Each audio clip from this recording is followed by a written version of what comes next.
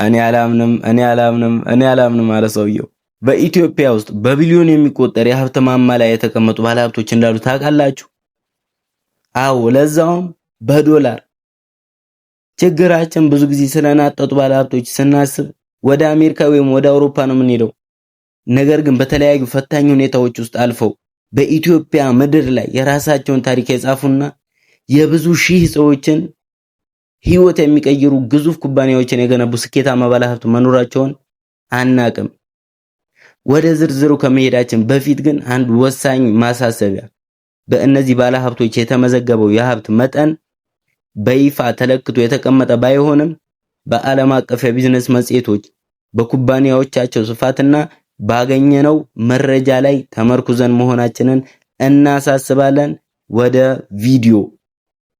አምስተኛ ላይ የተቀመጡት ታላቁ ባለሀብት አቶ በላይነህ ክንዴ ናቸው። አቶ በላይነህ ግብርና ላይ አይሰሙም። በቃ ሰሊጥን ወደ ውጪ ይልካሉ። የሰሊጥ ንግድ ላይ ምንም አይሰሙም። ሆቴል ላይ ሆቴል በጣም ነው በቃ ይታወቃሉ። ትራንስፖርት እንዲሁም የመኪና መገጣጠሚያ ፋብሪካ ሁላ አላቸው።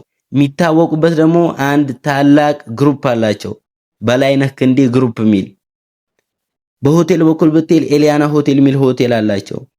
የቶዮታ መኪና መገጣጠሚያና የነጭ አባይ ትራንስፖርት የራሳቸው የግላቸው ነው። በግብርና ምርቶች የኤክስፖርት ስራቸው እጅግ ስኬታማ ከሆኑት ሰዎች መካከል በቀዳሚነት የሚጠቀሱ ናቸው። በአሁኑ ወቅት ወደ ማኑፋክቸሪንግ እና ከባድ ትራንስፖርት ዘርፍ በመግባት በኢትዮጵያ የኢኮኖሚ መዋቅር ውስጥ ትልቅ ሚና እየተጫወቱ የሚገኙ ታላቅ ባለ ሀብት ናቸው። የሀብት መጠናቸውን ሌላ ጊዜ እንወያይበታለን። በአራተኛ ደረጃ ላይ የተቀመጡት ማናቸው ካልከኝ እነግርሃለሁ። አቶ ዳዊት ገብረእግዚአብሔር የሚሰሩት ምንድነው? አቪዬሽን ትራንስፖርት፣ ነዳጅ ያከፋፍላሉ። ነዳጅ ማከፋፈል ላይ በጣም ከባድ ሰው ናቸው። ውጭ ላይ ኢንቨስት ያደርጋሉ፣ ያወጡታል ነው ማለት። የሚታወቁ ድርጅቶች አሏቸው። ከነዛም ውስጥ ናሽናል አቪዬሽን የሚል ድርጅት አላቸው እና በተለያዩ የውጭ ሀገራት ላይ ያሉ የኢንቨስትመንት ኩባንያዎችም አሏቸው። አቶ ዳዊት በሀገር ውስጥ ብቻ ሳይሆን በዓለም አቀፍ ደረጃ በትላልቅ የቢዝነስ ስራዎች ላይ የተሰማሩ ሲሆን በተለይ በአቪዬሽን እና በከባድ የንግድ ዘርፎች ላይ ባላቸው ሰፊ ተሳትፎ ይታወቃሉ። በቃ ትላልቅ የሆነ ነገር ነው የሚመቻቸው። ከባድ የንግድ ዘርፎች ላይ ነው የሚሳተፉት እላለሁ። በሶስተኛ ደረጃ የተቀመጡት ባለሀብት አቶ ሳሙኤል ታፈሰ ናቸው። አቶ ሳሙኤል ኮንስትራክሽን፣ ሪል ስቴት፣ ሆቴልና ቱሪዝም ላይ መስሚያቸው ጥጥ ነው፣ ይሰሩታል እላለሁ።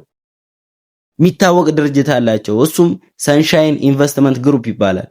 በሆቴል በኩል ብትሄድ ማሪዮት ሆቴል እንዲሁም በርካታ የሰንሻይን ሪል ስቴቶች በቃ የሚታወቁ ስራዎቻቸው ናቸው። እንደውም እሱ ማለት ነው የሚገርም ባለሀብት ነው። ይቻላል ይልሃል። ከትንሽ ተነስቶ ትልቅ ደረጃ መድረስ ይቻላል። ሞቲቬት ያደርግሃል። ከአስቸጋሪ ህይወት ተነስተው ዛሬ ላይ በኢትዮጵያ ትልቁን የኮንስትራክሽን እና የሪል ስቴት ኩባንያ የገነቡት ታላቁ ሰው ናቸው። የሀገሪቱን የመሰረተ ልማት ግንባታ ወደ ላቀ ደረጃ ያሸጋገሩም ስኬታማ ባለ ሀብት ናቸው። በቃ በጎ አድራጎት ላይ ይታወቃሉ። በጣም ብዙ አዛውንቶችን የሚይዝ እንትን አላቸው፣ አረጋውያን ምናምን ነገር ማለት ነው። በሁለተኛ ደረጃ የተቀመጡት ባለ ሀብት አቶ ጌቱ ገለታ ናቸው። አቶ ጌቱ ገለታ ሪል ስቴት ላይ ብትል፣ የንግድ ማዕከላት ላይ ብትል፣ ማኑፋክቸሪንግ ላይ ብትል፣ ሆቴል ላይ ብትል ሁሉም ላይ አሉ። ጌቱ ኮሜርሻል ሴንተር ሚል ታላቅ ግሩፕ አላቸው። የሥራ ታሪካቸው በአጭሩ ማለት ነው አቶ ጌቱ ገለታ በአዲስ አበባ እምብርት ላይ ባሏቸው ዘመናዊና ግዙፍ የንግድ ህንፃዎች እንዲሁም በኢንዱስትሪ ማኑፋክቸሪንግ ላይ በሰፊው በመሰማራት በሀገሪቱ የንግድ እንቅስቃሴ ላይ ከፍተኛ ተጽዕኖ ያላቸው ትልቅ ባለሀብት ናቸው። ትልቅ ሰው ይገርምሃል። ወደ አንደኛውና ቀዳሚ ባለሀብት ስንሸጋገር ሁሉም ያውቃቸዋል። ሼህ አለሙዲን ናቸው። ሙሐመድ ሁሴን አሊ አልአሙዲ በቃ ከባድ ሰው ወርቅና ማዕድን ላይ፣ ነዳጅ ላይ፣ ኮንስትራክሽን፣ ግብርና፣ ሆቴል፣ ማኑፋክቸሪንግ በጣም ወግሞ የሚሰሩባቸው ስራዎች ናቸው እነዚህ ማለት ነው። እና አንድ የሚታወቅ ግሩፕ አላቸው ኢትዮጵያ ላይ ማለት ነው። ሚድሮክ ኢንቨስትመንት ግሩፕ ብዙዎቻችሁ ታውቁታላችሁ ብዬ ተስፋ አደርጋለሁ። በሆቴል በኩል ብትሄድ ሸራተን አዲስ ሲባል ማያውቃል። ሞሃ የለስላሳ መጠጦች፣ ፔፕሲ ምናምን፣ ሚድሮክ ወርቅ፣ ዳሽን ቢራ እና ሳውዲ ስታር ግብርና ላይ በጣም በጣም ከባድ ሰው ናቸው። እንቅልፍ ምናምን አይመቻቸውም ነው ማለት። እኔ 5 ሰዓት ከተኛው ነው ይበቃኛል ነው የሚሉት። የሥራ ታሪካቸው ተዘርዝሮ የሚያልቅ አይደለም፣ ግን ባጭሩ ለእናንተ ለመግለጽ ያህል በዓለም አቀፉ የፎርበስ መጽሔት ላይ በተደጋጋሚ ስማቸው የሰፈረ ታላቅ ቢሊዮነር ናቸው። በግምት ሀብታቸው ማለት ነው ከ6 ቢሊዮን ዶላር እስከ 12 ቢሊዮን ዶላር ይላሉ። ይገርማል። በኢትዮጵያ ውስጥ ብቻ ሳይሆን በአፍሪካም ግንባር ቀደም ከሚባሉ ባለሀብቶች ውስጥ አንዱ ናቸው። ምን በአፍሪካ ብቻ ዓለም ላይ ሁላ አሉ ነው ማለት። ዓለም ላይ 100 ቤቶች ውስጥ እንደው 50 ቤቶች ውስጥ ራሱ ሳይገቡ አይቀርም። በኢትዮጵያ ከ70 በላይ ኩባንያዎች በማቋቋም ለብዙ ሺህ ዜጎች የሥራ ዕድል ፈጥረዋል።